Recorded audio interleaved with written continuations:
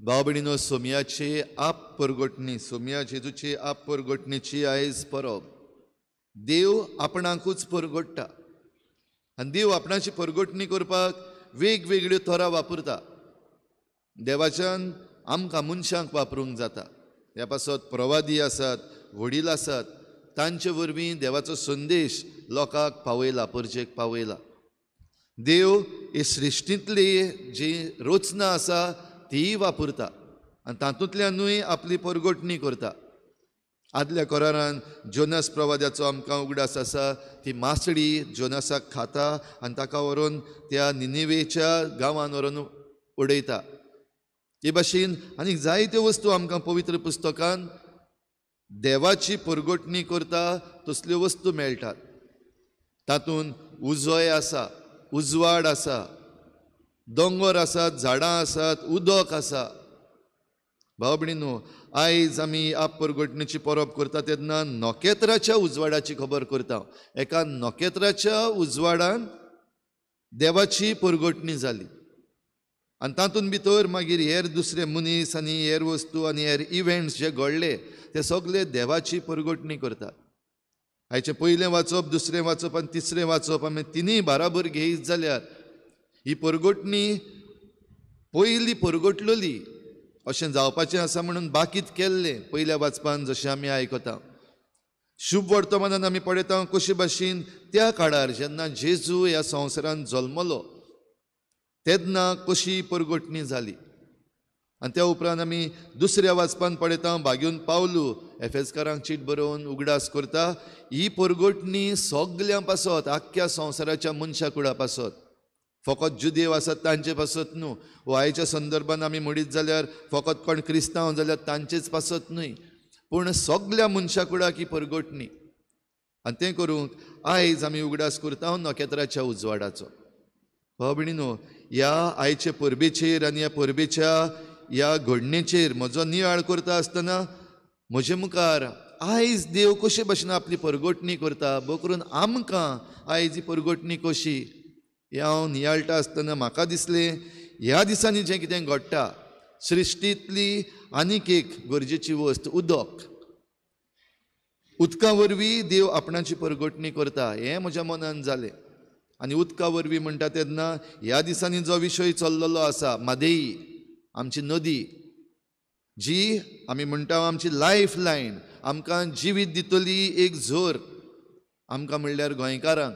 ही मादेई रिवर म्हणटा ती कर्नाटकांतल्यान सुरू जाता, थंयसर आनीक जायते फांटे येवन ताका मेळटा आनी मागीर ती येवन आमच्या गोंयांत पावता म्हणल्यार ती मांदोवी जाता. आनी आमची मांदोवीची नदी जी आसा ती फकत एक सिंगल नदी न्हू, आनीक जायत्यो नदी ताका एकठांय जातात. आनी आमच्या गोंयांत दोन मुखेल नदी आसात, एक मांदोवी जाल्यार दुसरी आमची खंयची, आमची जुवारी. जाल्यार जुवारी आनी मांदोवी दोगूय एकामेकाक मेळटात. कुंभारजुवा म्हणटा तो कुंभारजुवा कॅनल, थंयसर दोनी नदी जुवारी आनी मांदोवी एकामेकाक मेळटात. तशेंच आमची ही मांदोवी आनी जुवारीची नदी जी आसा त्यो दर्याक लागलेल्यो आसात, म्हणजे खारें उदक आसा. एके वाटेन तावन खारें उदक वयर चडटा जाल्यार दुसरे वाटेन आमच्या दोंगरां वेल्यान आमचे वेस्टर्न घाट्स जे आसात तातूंत तावन फ्रेश वॉटर आसा तें देंवता. मोदें खंय तरी तांचो मिसळ जाता आनी थंयसर जायतें नुस्तें, जायतीं झाडां, फ्लोरा आनी फौना अशें आमी म्हणटा, जायत्या जाणांक जिवीत दिता. आमी मनशां जीं नदीचे देगेर रावतात तीं हें उदक वापरून त्या उदका वरवीं आमचें उदारपसण करता. ह्या पासत म्हणटा ताका लायफ लायन. जाल्यार हो नियाळ करता आसतना भाव भयणीनो, आयची परब जी आसा ताचेर नदर मारतना आयच्या शुभ वर्तमानान जेजू जेन्ना जल्मलो आनी जेजूची परगोटणी, आप परगोटणी, देवाची परगोटणी जाली तेन्ना वेगवेगळे तरेचे आमकां मनीस मेळटात, कॅटेगरीज मेळटात जे आपणाचो जबाब दितात. आयचें शुभ वर्तमान सुरू जाता आसतना हेरोद राजाचें नांव आमी आयकलां. पॉलिटिकल सिट्युएशन त्या काळार जेजू जेन्ना जल्मल्लो हेरोद राजा राज चलयतालो, ताची राजवटकी.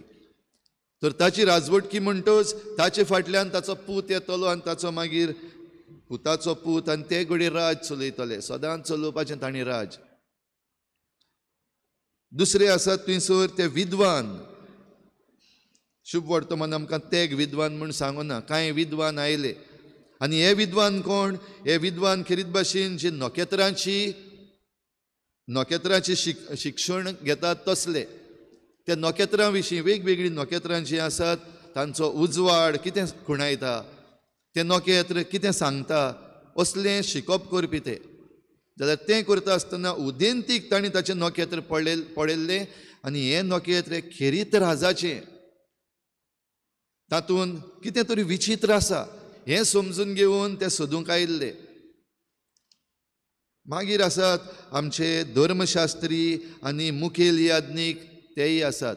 तांकां खबर आसा ह्या नोखेत्रा विशीं हो जेरुजल्यान वो जुदेयान बेतलेहेमान जो राजा जल्मचो आसा तांकांय ह्या हेरोद राजान आपोवन हाडले. कित्याक आपोवन हाडले? कित्याक ह्या विद्वानांनी तांकां कळयलें, राजाक कळयलें की एक राजा जल्मला, निकतोच जल्मला तो राजा खंय आसा. ताका आमी नमस्कार करूंक आयल्या, ताचें नोखेत्र आमी पळयलां, ताचो उजवाड आमी पळयला, देखून आमी आयल्या. भाव भयणीनो, हातून आमी आनिकूय पळयता देवाची आप परगटणी जाली तेन्ना ते सादे गवळी आसात तांकांय परगटणी जाल्ली. तेय आयलोले, तेय मेळून गेले जेजू, ते पयले येवन मेळ्ळे. त्या उपरांत ही आयची घडणी जी आमच्या दोळ्या मुखार आसा आनी परब आमी करता आप परगटणेची, ह्या तेग विद्वाना विशीं आमी जायतें उलयता, तांच्यो आमी परबोय करता, जायतो गणगणूय करता. आनी आमी म्हणटा ते जेन्ना जेजूक भेटल्या उपरांत देव तांकां स्वप्नान दिश्टी पडोवन तांची दिशा बदल्ली. जे दिशेन ते परतून वचपाचे आसले, राजान तांकां आपयलोले, थंयसर जरी तर वचत जाल्यार ह्या बाळकाक खतरो आसा, ताचें जिवीत खत्र्यान पडटलें. ह्या पासत तांची दिशाच बदल्ली. दुसरे वाटेन ते आपल्या देसान परतले. भाव भयणीनो, आयज हेंच आमचे रिव मादेई आनी आमच्या गोंयांत जें कितें घडटा ताचे विशीं पळयत जाल्यार आयजूय राजा आसात. आयज आमचो डबल इंजीन सरकार म्हूण चलता. आयज जरी तर आपल्या हातांतली पदवी वेता जाल्यार कितें कितें करतात तें आमी पळयता. कशे भाशेन ह्या MLAक आनी त्या MLAक हे पार्टींतले ते पार्टींतले घेतले विकते. कशे भाशेन आपल्या हातांतली सत्ता वचपाक जायना, पदवी पॉलिटिकल पावर आमच्या हातींतलो वचपाक जायना. ह्या पासत जायत्यो वस्तू बेकायदेशीर करतात. आमच्यो असेंब्ली चलतात त्यो पासून तांचे दीस जे आसात ते उणें केल्यात. कित्याक डिस्कशन करपाक नाका, डिबेट्स करपाक नाकात, बाराबर मेळून निर्णय घेवपाक नाका. फकत जे डबल इंजीन म्हूण आसात तांणीच निर्णय घेवपाक जाय. देखून असेंब्लीच्या भायर जायते निर्णय जातात. आनी हें सगळें करता आसतना आपणाक पॉलिटिकली फायदो जातलो त्या विशीं तांचीं पावलां. आनी देखूनच आयज पॉलिटिकल एनालिस्ट्स आसात ते जायते जाण म्हणटात हेंय डायवर्शन ऑफ मादेई जो एवॉर्ड कर्नाटकाक दिला तोय हेच दिशेन. कर्नाटकाक इलेक्शन सुरू जातात ह्या पासत गाय हे पॉलिटिकल एनालिस्ट आसात ते म्हणटात. भाव भयणीनो, पदवी आपणाच्या हातान उरचे पासत पॉलिटिकल लिडर्स जे आसात ते आयज हें करीत आसात गाय. दुसरे वाटेन आसात हे जे जाणा आसलेले मुखेल याज्ञीक, धर्मशास्त्री, फुडारी परजेचे, ते पवित्र पुस्तक वाचून जाणात. तांणी बाकितां वाचल्यात आनी हे बाकीत आयच्या पयल्या वाचपान इजायास प्रवाद्याचें आमी आयकलां, उठ परजडीत जा. हो उलो खेरीत भाशेन जेरुजाल्याक, कित्याक जेरुजाल्यान देव आपणाची परगटणी करपाचो आसा. जुदेयांत बेतलेहम शारान थंयसर देव आपली परगटणी करपाची आसा. देखून इजायास प्रवादी भोव आदीं हें बाकीत करता आसतना ह्या गांवांक उलो मारता, उठ परजडीत जा, कित्याक खरो उजवाड तुजे सवें येवपाचो आसा, सगलीं राष्ट्रां तुजी शीं येतलीं. म्हणटच ह्या राजाक घेवंक तयार जावपाक आदीं फुडेंच इजायास प्रवाद्यान उलो मारलेलो. तेन्ना सांगलेलें ह्या जुदेयाच्या बेतलेहेमान हो देव मनीस जावन येतलो. ही खबर ह्या धर्मशास्त्र्यांक आनी ह्या मुखेल याज्ञिकांक आनी ह्या फुडाऱ्यांक खबर आसा. आनी ताणें सारकेंच सांगलां जुदेयाच्या बेतलेहेमान, कित्याक बाकणारांनी अशें बरोवन दवरलेलें आसा. मिकेस प्रवादी ताचे विशीं सांगता, ते सांगतात ते हें आसा बरयल्लें. पूण ह्या फुडाऱ्यांनी, ह्या धर्मशास्त्र्यांनी आनी ह्या महायाज्ञिकांनी बेपरवा केली. तांचे मुखार देव आयिल्लो आसा दिसती पडला, जालें सांगलें सगलें, तरी पूण तांणी बेपरवा केली. ते वचून सोदूंक ना जेजूक. वो सोडवणदार जल्मला, आमचो सोडवणदार आयलो, हे खुशालकायेन ते वचोंक ना. पवित्र पुस्तकाची बेपरवा केली, संदेशाची बेपरवा केली, आनी हो देव मनीस जावन आयला ताची बेपरवा केली. आनी ही बेपरवा केली देखून तेय सांडले. विद्वान जे आसात भाव भयणीनो सोदीत रावले, आनी सोदीत रावले तेन्ना तांकां मेळ्ळो. जे नखेत्र पयलीं पडयल्लें तें परतें दिसती पडलें. भाव भयणीनो, ह्या विशीं आतां जेन्ना आमी नियाळ करता, आमचें उदक, आमच्यो नदी, हाचे विशीं पयलो उजवाड आमकां मेळ्ळलो. ही आयची आनी कालची खबर न्हू, ही भोव आदली खबर. ह्या उदका पासत आमचे मदें, ह्या 3 राज्यां मदें, महाराष्ट्रा, कर्नाटका आनी गोवा, ह्या 3 राज्यांनी ही म्हादेई नदी वेता. जाल्यार हाचे विशीं ट्रिब्युनल जो आसा तातूंत, रिवर ट्रिब्युनल आसा तातूंत चर्चा जाल्या. एवॉर्ड म्हणटात ते पयलीं आयल्यात. आनी हाचे विशीं आमच्या गोंयच्या सरकारान ताका चॅलेंजूय केला आदीं. पूण आतां निमणे दीस पावता पावता निधन पडले अशें दिसतात, ओगी रावल्याशें दिसता, मुद्दम ओगी आसात अशें थोडे पॉलिटिकल एनालिस्ट म्हणटा. तर असल्या संदर्भान भाव भयणीनो बेपरवा केल्या काय. जायते एनवायरमेंटलिस्ट आसात, जायते रिवर वॉरियर्स म्हण आसात, जायते जाण झगडटात. तातूंत थोडे जाणांक बदलतातूय, जावं पयशे दिवन, धमकी दिवन, वो तांकां झेलीन भितर घालून, वो तांचेर केसी घालून जायते बदल करतात. बेपरवा जाल्या काय. लोक, आमी जे आमचें गोंय म्हण जायते जाण बोवाळ मारतात. थोडे जाण घडये कांतारां बरयतात, थोडे घडये तियात्र काडटात, थोडे घडये बरे लेख बरयतात. आमचें गोंय, हे लेख, ह्यो कविता, ही कांतारां, हे तियात्र, हे ड्रामा सगळे तशेंच उरतले. पूण ताचे मुखार खंय गेल्यात काय आमी. ताचे मुखार वचून आमी ताचेर निर्णय घेतल्यात, आमी उबे रावल्यात. आयज हें पळोवपाची गरज आसा, वो आमी बेपरवा करता. आनी आमचेच विशीं, गोंयकारां विशीं आमी म्हणटा तें म्हाका कित्याक पडलां, हांव कित्याक करूं, म्हजें काम आसा, म्हजो वावर आसा, म्हजें प्रोफेशन आसा, म्हजीं भुरगीं आसात. हें सगलें पळयल्या उपरांत जायतीं जाणां आमी, चडशीं जाणां आमी ओग्गी बरीं आसात. आनी कोण तरी कोत्तलो, वो आनी कोण करूं कोन्न नाका, गोंयांत रावन फायदो ना असलेंय म्हणपी जायते आसात. गोंय सोडलो गेलो, तें उदक मागीर कोण पितलो देव जाणा, कोणाच्या फायद्याक पडटलें देव जाणा.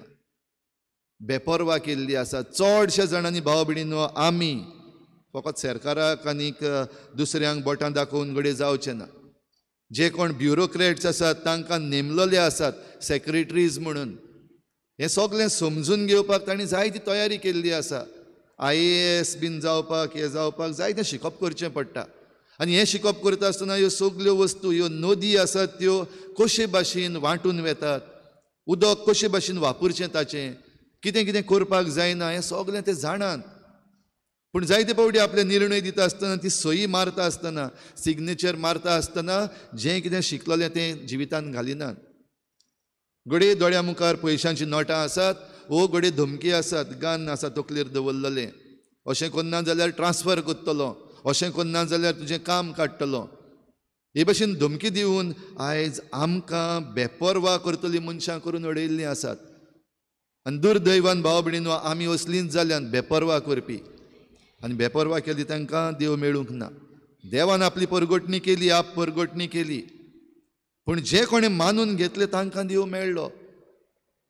जेजू बापाक हें आपलें मागणें करता, बापा तुका दिनवासता, कित्याक शाण्यांक आनीक बुदवंतांक ह्यो वस्तू तुवें लिपोवन दवरल्यो आनी साद्यांक तुवें त्यो उक्त्यो केल्यो. आनी ह्या साद्या मनशांनी तें मानून घेतलें. आयच्या ह्या संदर्भान, आयचे परबे दिसाक हे जे गवळी आसले सादे मनीस, आंज बडव्यांनी जेन्ना तांकां परगटलें तांणी मानून घेतलें, मुखार आयले, जेजूक नमस्कार केलो, तांणी आपणाचोय अणभव सांगलो, खुशाल जावन गेले.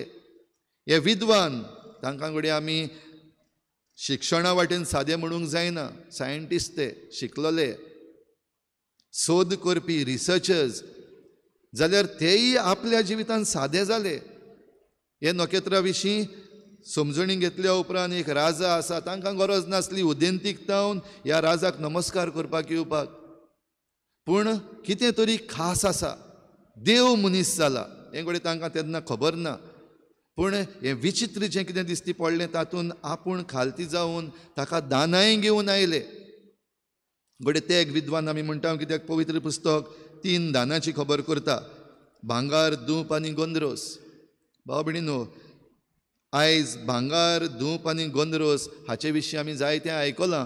भांगार राजा पासत, धूप आसा तो देवा पासत, आनी गोंदरोस आसा तो जेजूच्या मरणा विशीं आमी जायते फावटी आयकलां. पूण आयज जेन्ना आमी संवसारान आमचें जिवीत जियेता, आमची इकॉनॉमी आमी जेन्ना म्हणटा, आमी भांगार पडयता. भांगार चड आसा जाल्यार इकॉनॉमी वाडटा खंय. भांगार आनी हेर वस्तू ज्यो आमचे इकॉनॉमी वाडयता त्यो आयज आमचे मदें आसात. आनी थोडे फावटी अशें जाल्लें आसा, हे भांगार आनी हे जे इकॉनॉमीक वस्तू ज्यो आसात त्यो आमच्या फायद्या पासत दिल्ल्यो आसात, आमच्या बरेपणान पासत दिल्ल्यो आसात. तांचेर नदर पडून आमी देव जो आमकां ह्यो वस्तू दिता, आनी ज्या देवा पासत आमकां ह्यो वस्तू आसात ताकाच विसरल्यात. आनी आमचें मन फकत हे गिरेस्तकायेचेर, दुडवांचेर, जोडपाचेर आनी आमचो फुडार करपाचेर ताचेरूच गेल्लो आसा. दानां जीं आसात तीं दानां, त्या दानांचो अर्थ आसा तो आमी विसरले गाये. आयचे दुसऱ्या वाचपान भाग्यून पावलून एफेसकारांक जशें बरोवन सांगलां, हो सोडवंडार सगल्यां पासत. ही परगोटणी सगल्या मनशा कुळा पासत. आयज पासून ही परगोटणी जाता आनी हाचे मुखारूय जातली.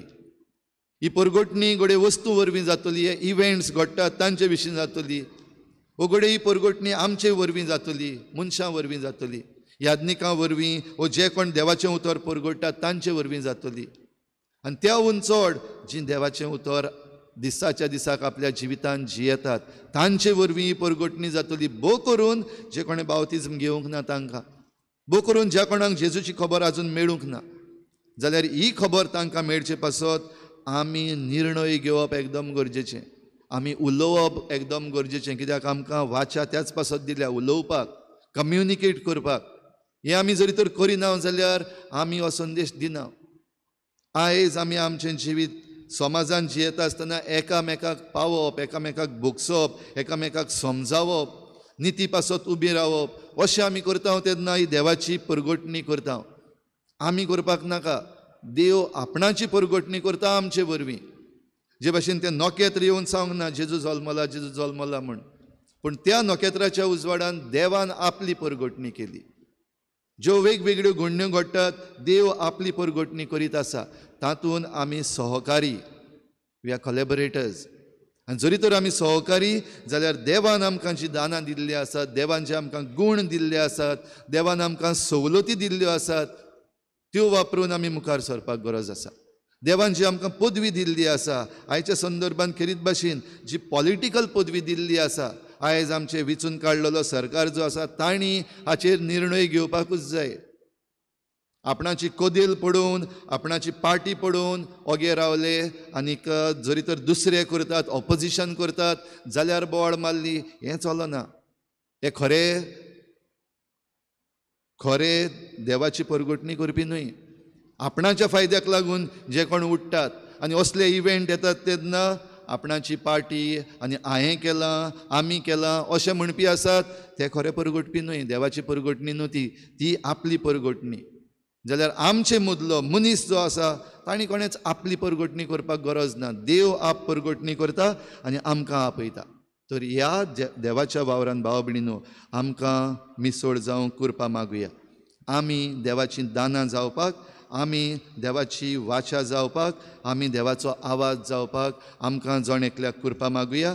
आनी हे आप परगोटणेन खऱ्या जिव्या जेजूक आतां ह्या आल्ताराचेर नव्यान हो ही व्हडांतली व्हड मिलाग्र घडटा. उंडो आनी सोरो जेजूच्या मासा रोगतान बदलता. दर दिसाक ही आप परगोटणी देवाची आमकां ह्या आल्ताराचेर घडटा. आयज आनीक एक पावटी घडटा. तेन्ना खऱ्या जिव्या देवाक आमी ह्या आल्ताराचेर ओळखून ताका आमच्या काळजान घेवन आमी देवाची परगोटणी करपी जावपाक आमकां हे भेटेन करपा मागुया.